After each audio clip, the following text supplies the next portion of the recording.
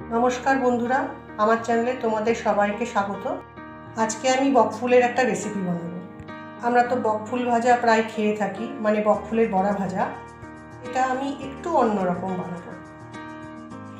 আচ্ছা, বকফুলের এই যে অংশটা রয়েছে এটা কিন্তু বাদ দিয়ে দিতে হবে। এটাকে এভাবে খুলে নিতে হবে। এরকম করে আমি প্রত্যেকটা বকফুল ছাড়িয়ে নেব। সমস্ত বকফুলগুলোকে ছাড়িয়ে নিয়ে আমি এভাবে ছোট ছোট করে কেটে নিয়েছি। আর রেসিপিটি বানানোর জন্য একটু চিংড়ি মাছ নিয়েছি,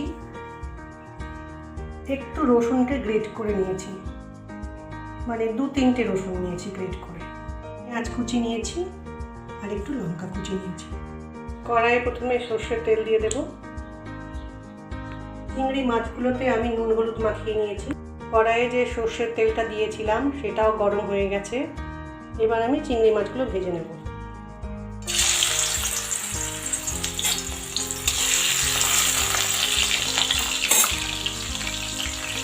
চিংড়ি মাছগুলো ভেজে আমি তুলে নিয়েছি। এবার চিংড়ি মাছ ভাজা তেলে কালো জিরে ফোড়ন দিলাম, কাঁচা লঙ্কা কুচি দিলাম, রসুন কুচি দিলাম, মানে রসুনকে গ্রেট করে রেখেছিলাম সেটা দিলাম। রসুনটা একটু ভেজে নেব।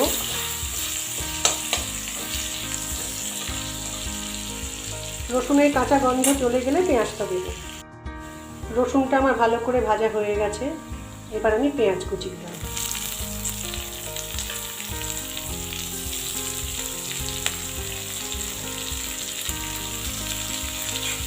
পেঁয়াজটাকে একটু ভালো করে ভেজে নেব।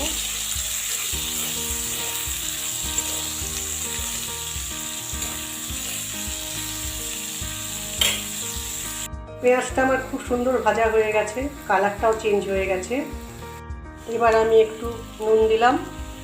নুনটা কিন্তু পরিমাণ মতো দেবে, বুঝে দেবে, কারণ বকফুল কিন্তু কমে যায়। একটু হলুদ দিলাম, অল্প সামান্য চিনি দিলাম। এবার এটা ভালো করে মিশিয়ে নিই।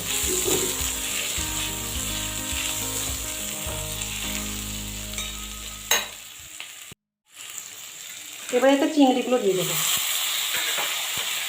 খুব ভালো করে মিশিয়ে নেব।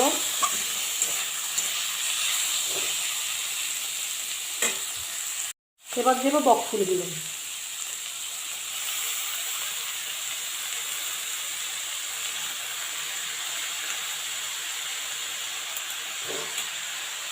ভালো করে মিশিয়ে নেব।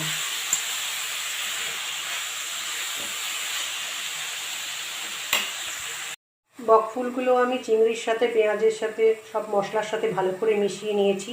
গ্যাসকে সিম করে রেখেই আমি 2-1 মিনিট রেখে দেবো এইভাবে। ঢাকা দেবো না, ঢাকা দিলে কিন্তু জল বেরিয়ে যাবে। 1 মিনিট মতো আমি রেখে দিয়েছিলাম গ্যাসকে সিম করে। এবার আমি গ্যাসটাকে ফুল করে নিয়েছি। এবার এটা এভাবে মিশিয়ে দেবো।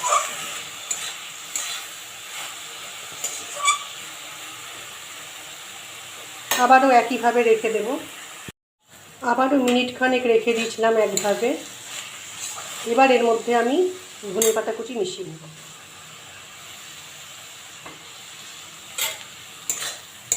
ধনেপাতা কুচিটাও ভালোভাবে মিশিয়ে দেব।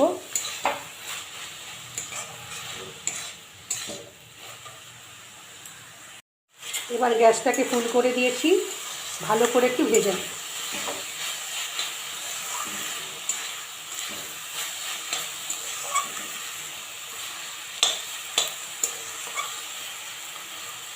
বকফুলের রেসিপিটি আমার তৈরি হয়ে গেল। এই রেসিপিটি কিন্তু রুটি বা ভাত সব কিছুর সাথেই খেতে ভালো লাগে। তোমরা একবার বানিয়ে দেখো, যারা এভাবে বানাওনি, আশা করছি ভালো লাগবে।